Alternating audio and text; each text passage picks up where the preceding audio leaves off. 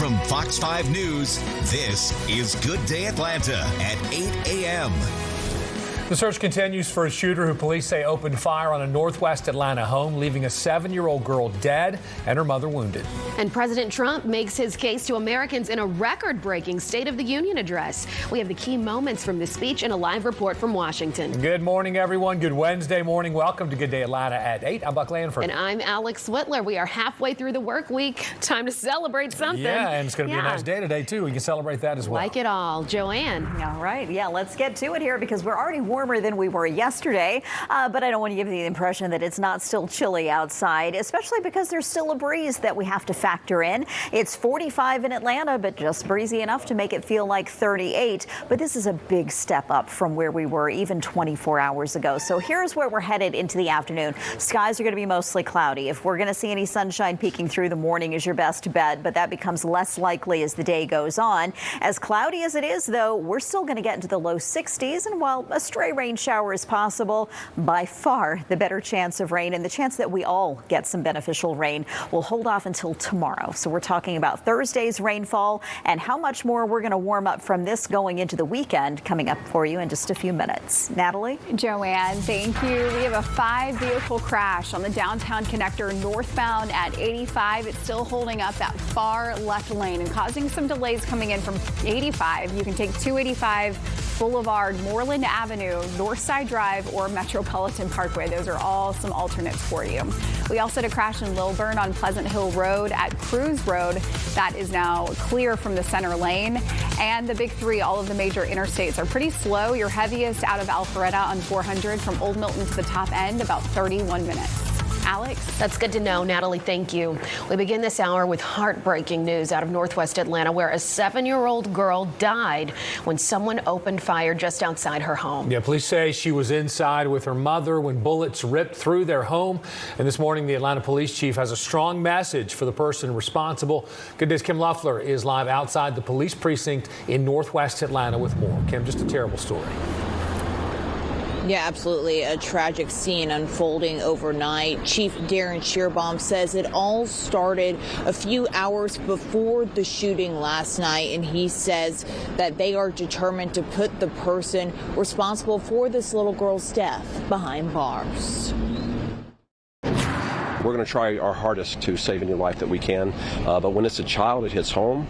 Atlanta Police Department has lost a child tonight, and the city of Atlanta has lost a child. That heartbreak unfolded just before 10 p.m. Tuesday on Tiger Flowers Drive when Atlanta police say officers responded to reports of shots fired into a home. Inside, they found a 44-year-old mother and her 7-year-old daughter suffering from gunshot wounds. Officers immediately began rendering aid and rushed the little girl to Grady Memorial Hospital themselves. She later died. Her mother is expected to survive. Investigators believe this all stemmed from a dispute just before the shooting. We believe that about 30 minutes before shots being fired in the home, there was a dispute that played out between two individuals, and we believe an individual came to this location and opened fire on the home, and we're going to find them. Chief Darren Shearbaum says the people involved knew each other but aren't related. He says moments like this show the danger of anger mixed with access to guns. This department has aggressively, for the last 4 years, fought gun violence in the city.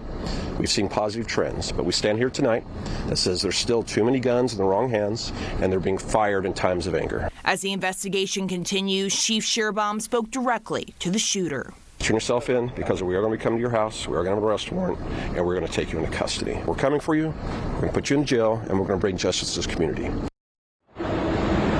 Police have not yet released any suspect information, but they say they're actively following leads and are confident an arrest will be made. Anyone with any information about the shooting is urged to contact Atlanta Police or call Crime Stoppers. Live this morning in Northwest Atlanta, Kim Luffler for Good Day Atlanta. Goes without saying, Kim, that little girl should be here this morning. Thank you. Well, Atlanta police shot a man after investigators say he lunged at them with a knife. This happened on Lenox Road over in Buckhead. A woman called 911 saying a man she recently met forced his way into her home and then ran out. Investigators say a maintenance worker saw 59-year-old Randy Gilliam with a knife and a crowbar. They say he refused orders from officers to drop the knife even after police tased him. The maintenance man felt threatened to the point that he went inside the leasing office, locked the door, and asked them to call 911. He did lunge at one of the officers with a knife. One of our officers did discharge their weapon. That male was struck, we believe, 2 times at this point. Lennox Road was shut down for hours as the GBI investigated. New this morning, a suspected arsonist is in police custody after police say he set fires in both Sandy Springs and Dunwoody overnight. Sandy Springs police tell us the suspect started setting small fires in wooded areas in Sandy Springs first before going to Dunwoody and doing the same thing. We're still awaiting word on the man's identity and the exact number of fires he's accused of setting, but police do say this man will face charges in both jurisdictions. Your time is now 8:05. More family members were called to testify yesterday in Colin Gray's trial. Gray is the accused Appalachia High School shooter's father, and he faces nearly 30 charges. Fox 5's Ray Urena has more on yesterday's testimony. Colin Gray's daughter was the main witness on the 7th day of his murder trial in Barrow County. Did he ever do anything to make the guns in the house safer or stored in a secure way? No, ma'am. She says her father would talk about his worries regarding accused shooter Colt Gray, especially after fights at home. Mainly just about his mental issues and how he wanted to get Colt help, but he didn't really know how to take that first step. During her testimony, prosecutors showed text messages between her and her father the day of the school shooting. You said, I think we're both thinking the same thing. What are you referencing there?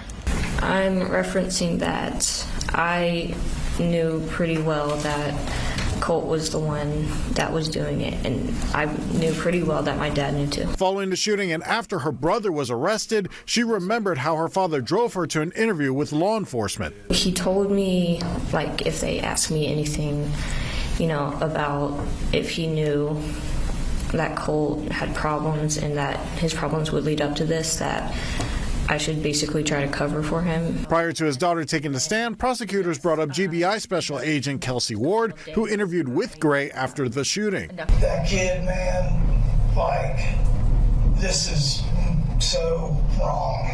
And he's been feeding us a whole bunch of, yep, I want to get better, we're going to go to the thing. Prosecutors called Jason Smith, a criminal investigator with the Barrow County Sheriff's Office, as their last witness for the day. He says he met Gray after his daughter was questioned at a child advocacy center. I asked Colin Gray if he would accompany me back to the Criminal Investigations Division to conduct a follow-up interview. And did he agree to do that? He did. Ray Urena, Fox 5 News.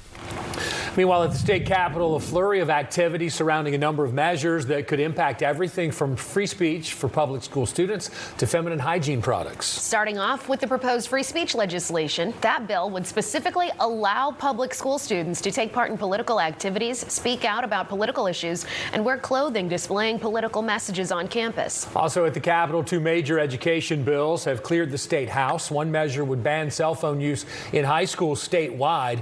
The other one requires weapons detection systems at certain entrances at public schools. Meanwhile, another proposal seeks to give women and girls in Georgia tax-free weekends to buy feminine hygiene products. Each year, the tax would be, this situation would last for 8 days. Over-the-counter drugs and prescription medications would not be covered. 8:07 is your time, and coming up on Good Day Atlanta.